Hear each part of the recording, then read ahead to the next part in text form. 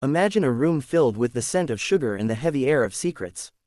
This is where the mask finally falls, not for the killer, but for the man hunting him. The story shifts gears as the world's greatest detective, L, finally reveals himself to the investigation task force.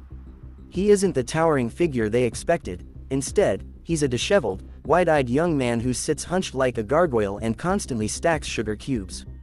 Despite his strange appearance, the air in the room shifts the moment he speaks. He introduces a chilling new rule for the game: the killer needs a face and a name. By standing in that room and revealing their identities to him, these officers have officially signed their death warrants if the killer ever finds them. As L begins to dismantle the killer's strategy, explaining how the FBI agents were used as lab rats to test the limits of these supernatural deaths, the perspective shifts to the cold, rainy streets outside. We meet Naomi Masora, a woman whose life was shattered when her fiancé, Rapin Burr, died on a subway train. But Naomi isn't just a grieving civilian, she is a former FBI agent with an analytical mind that rivals the geniuses at the center of this story. While the police are still trying to understand the how, Naomi has already figured out the who and the where.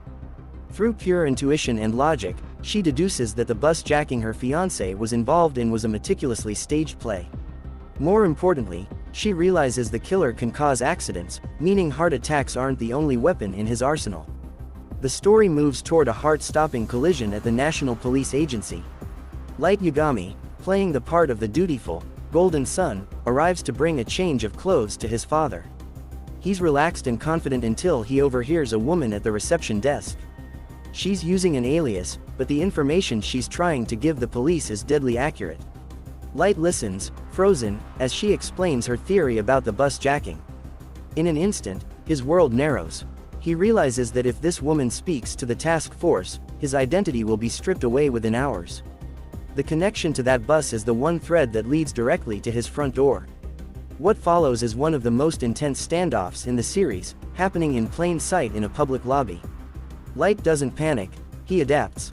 He approaches Naomi with a perfectly practiced smile, offering to help her reach his father.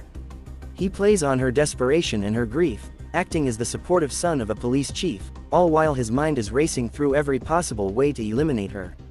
He needs her real name to use his power, but she is far too smart to give it up easily. While L is telling the officers that the killer is childish and hates to lose, Light is proving him right.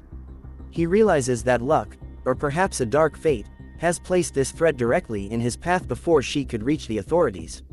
He isn't just fighting a detective in a hotel room anymore, he is fighting a woman with nothing left to lose who has seen behind the curtain. The story hangs on a knife's edge. Light has successfully intercepted the greatest threat to his existence, but he hasn't moved past it yet. As he walks with Naomi into the gray afternoon, the investigation and Light's own safety are both beginning to fray. The hunter and the prey are walking side by side, and for the first time, Light Yagami feels the cold breath of the law on his neck. It's a terrifying realization. Even with the power of a god, a single human's intuition might be enough to bring his new world crashing down.